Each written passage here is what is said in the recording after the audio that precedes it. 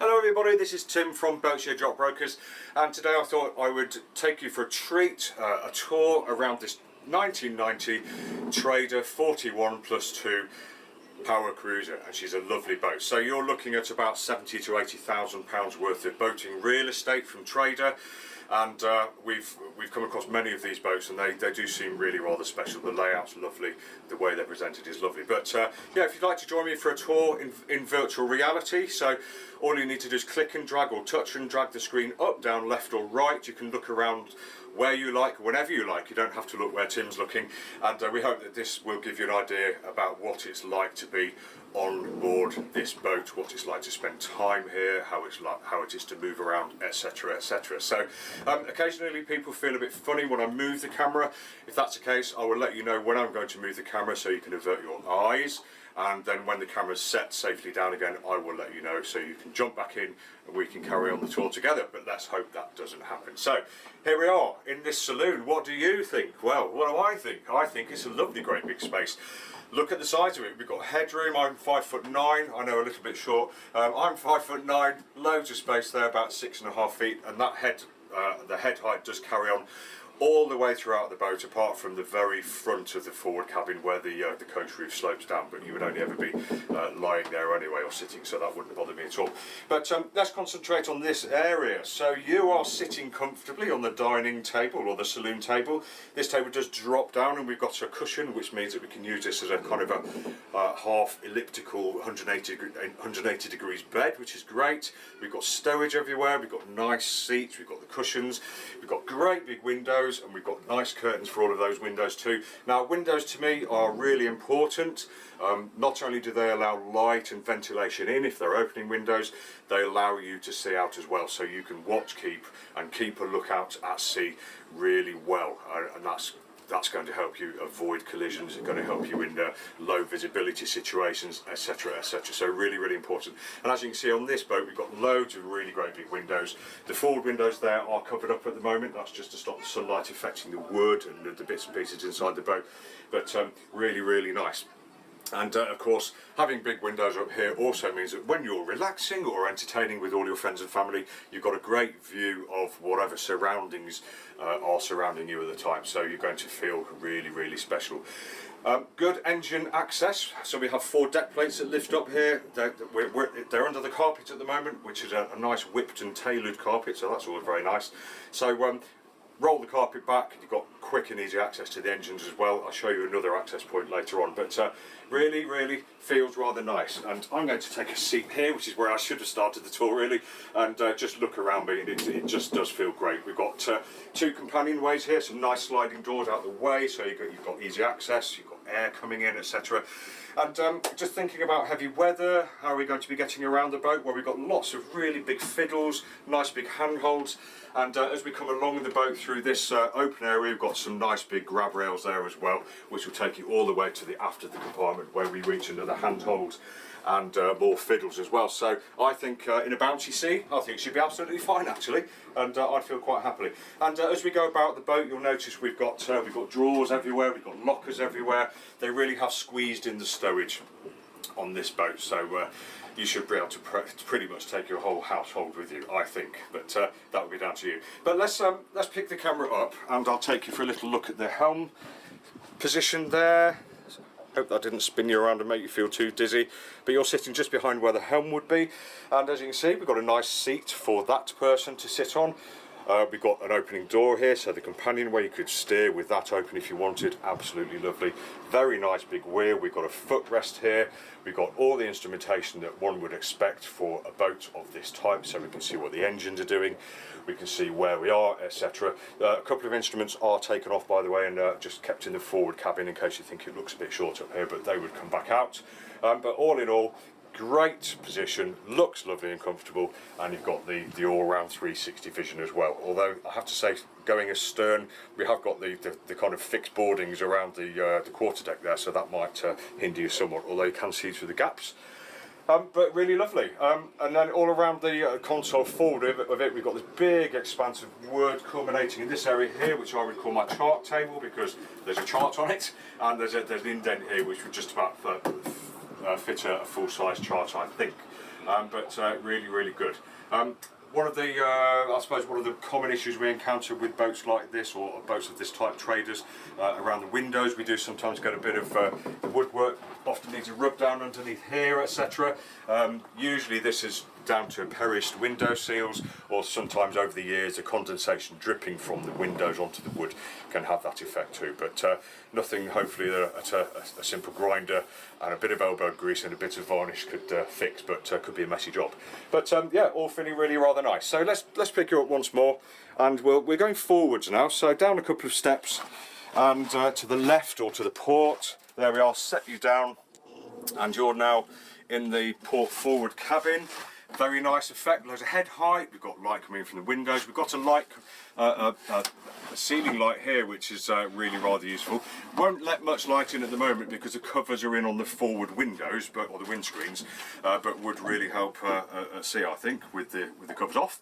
We've got Pullman style berths here, so really nice wide top berth, and again a nice wide bottom berth there too, going forward to aft. And with this door shut, you've got privacy. There's plenty of room to change as well. You've got the wardrobe here and a couple of drawers.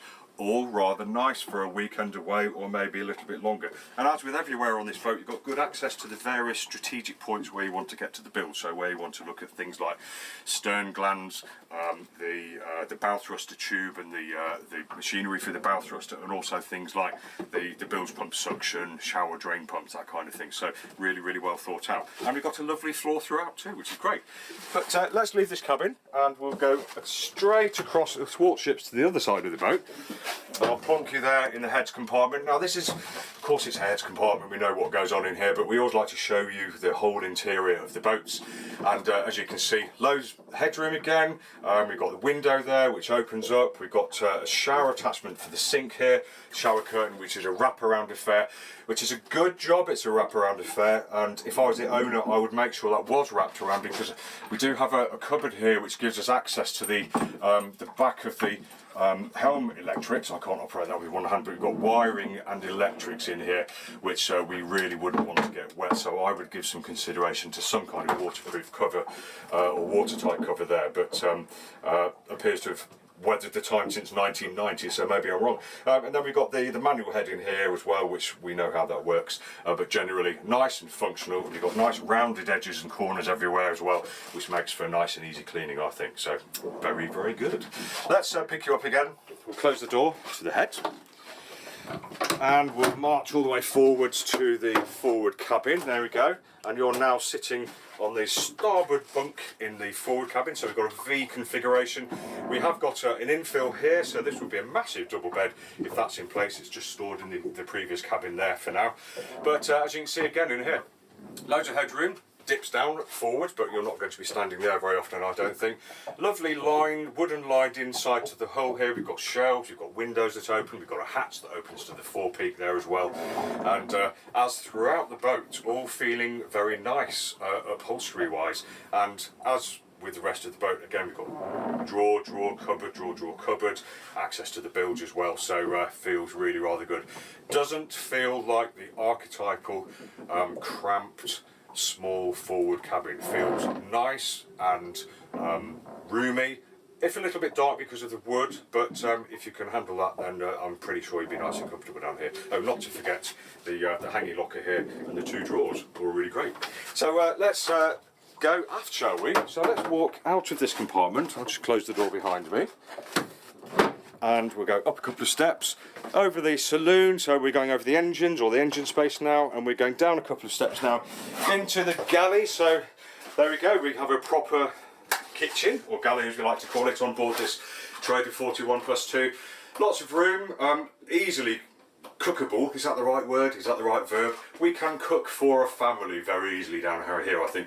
We've got a nice proper cooker with 4 gas rings on top, so all really rather good. Stowage above, double sink here, really deep sinks there actually, really fantastic. Hot and cold running water, and we've got the cool box here.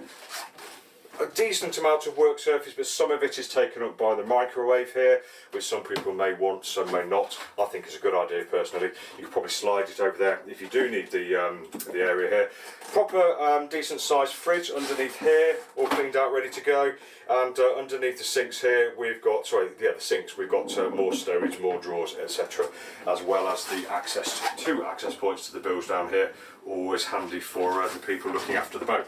And then if you did want to get into the engine room, perhaps if you wanted to check in there every hour whilst you're running, which is a great idea, we just lift up the ladder here, and we can see we've got a hatch there which allows access to the forward end of the engine room, so you could open that up, stick your torch in and have a good look around without actually going into the compartment and without disturbing the rest of the boat, which is a great idea. Again, loads of head height, windows that open to allow the cooking fumes out. Feels like a really, really nice space. And again, the deck just carries on through, really, really nice and striped. So let's go into this compartment, let's pick you up.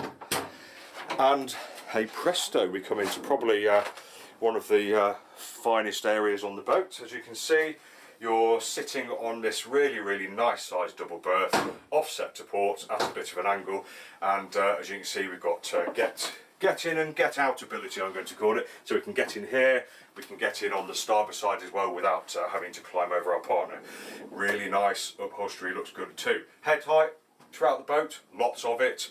We've got a nice wooden lined compartment, we've got stowage inset into the bulkhead there, we've got stowage underneath everywhere, we've got hanging locker drawers, and if we do close the door to seemingly the rest of the world, there we are. It's nice and private, so we're completely cut off from the rest of the boat. We can do what we want down here, we can go to sleep, we can be undisturbed, and cunningly, if I just lift the camera up, down here we also have the ensuite head there, so there we go. You're sitting in the aft ensuite head, we've got an electric toilet in here, we've got a nice sink and a window, and then behind here, another star feature of the boat, we have a nice bath. So we have a nice half-shaped bath running forward and aft, so we've got a shower in there as well, and a really nice sliding open and closed screen there. So we don't see that very often on boats, but on this boat it's just nice to see it there, and there for your use if you want it. Really lovely. So let's pick you up from there. We'll close the door to the after head, and we'll go back out to the saloon where we'll finish off. So this has been Tim from Boatshed, just taking the opportunity to show you around what the inside of a sort of a 70 to 80,000 pounds motor cruiser from Trader, namely this 41 plus 2. Yeah, hope you've enjoyed the tour. If you'd like any more information about her, just get in touch with me. But otherwise, it's been lovely to have you along, just to show you around this boat, to really show her and her features off. Watch out for the next review. There'll be another one really, really soon. Meanwhile, I'll sign off and just say once again, thanks for being with us. We hope to see you soon. Take care.